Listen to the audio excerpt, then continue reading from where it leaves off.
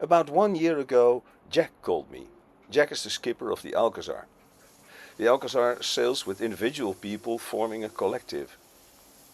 Jack thoroughly studied the website fossilfreearoundtheworld.org and asked some specific questions. The answers made him decide to convert the Alcazar into a fossil-free catamaran.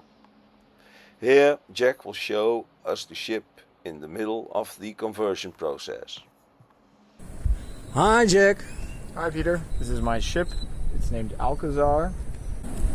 It's a 47-foot catamaran with 4 cabins, and our mission on board is to exist as a sailing collective.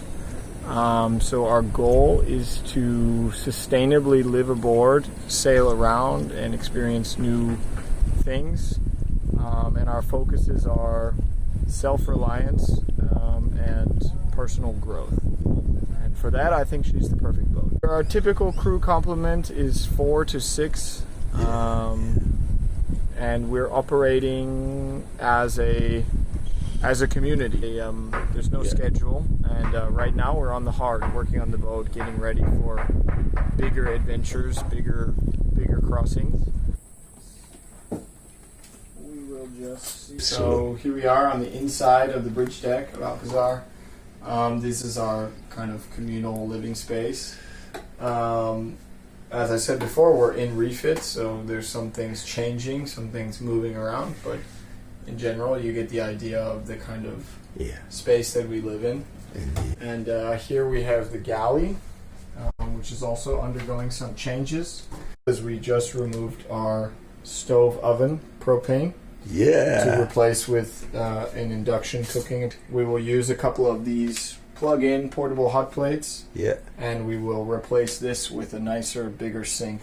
The soft version of the hay box here. Same idea. It works very well, and you can move it around or put it in the sun, and it works even longer. This is my second burner. So we've been cooking with just one burner for a while now. Wow. A few months at least. May I ask you, Sol, you do the cooking? Yeah, most of it. Are you still happy on it?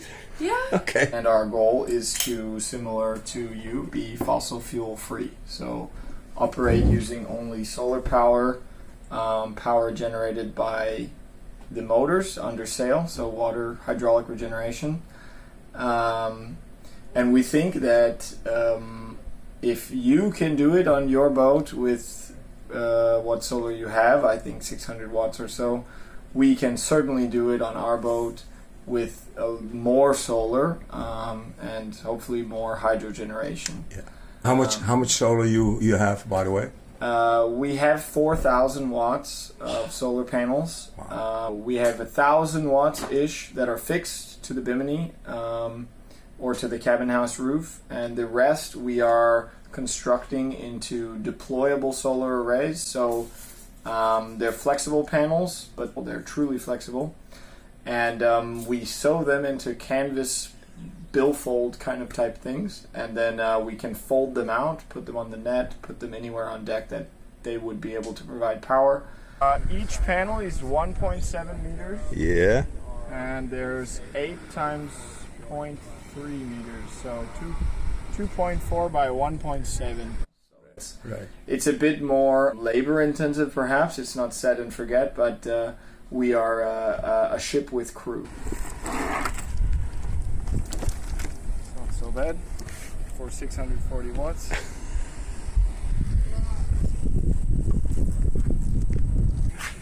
Hi guys. Oh, hey, you caught us in the middle of an important task.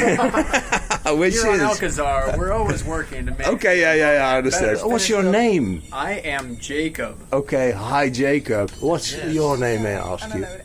And what are you working on together? We just got finished lubricating this little machine here. Yeah.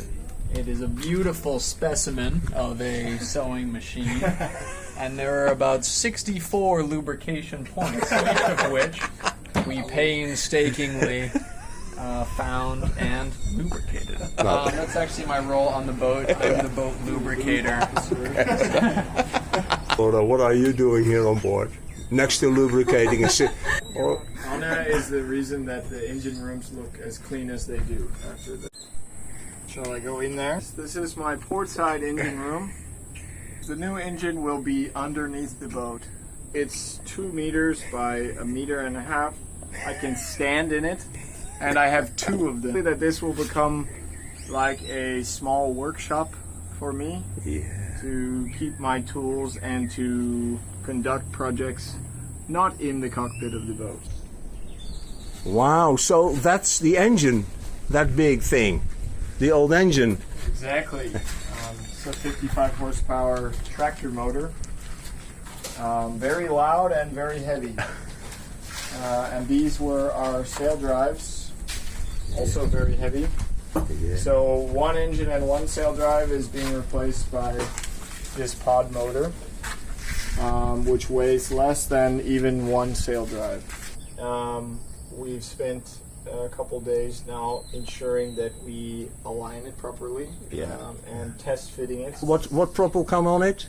We will go with an auto prop from Brunton's. Yes, I know. What size? It's the 504. So the biggest one. Yeah. I chose the auto prop likely for the same reason that you use the auto prop. It's the fact that it's a variable pitch propeller means that it's more efficient at the entire set of RPM possibilities. So at low RPMs and high RPMs, it changes its pitch to increase its efficiency. Right. So this makes a tremendous difference for electric propulsion, where every watt counts. Yeah, this is our new sailing dinghy, rowing dinghy. It's here to replace our rib, our rigid inflatable. And the reason we're doing that is because we're getting rid of our outboard engine. And we needed a hull form that was more efficient, one that could be driven by an electric motor without too much power consumption. I can make the statement that you don't need any fossil fuel anymore. Is that right? Yes, in theory we will not have any fossil fuels on board. People in the yard and people that hear about the project are often asking me if I will fit a generator, because many electric conversions, they seem to also fit a generator for backup or for hybrid propulsion. It's my belief that we can exist without it. Only should it be clear that we need it, or should seamanship dictate that it's valuable, then I would make such a decision. But I do not think that will be the case. I think that many people sailed without engines at all for a long time, and it's certainly possible that we can. You yourself, Peter, exist without it, and we have more solar and more generation, so we should be okay. I am open to taking crew on my boat. That is how we function. People come here and help share the work, the financial expenses, and the fun and the experience. So anyone who's interested in sailing or being a part of this project can contact me.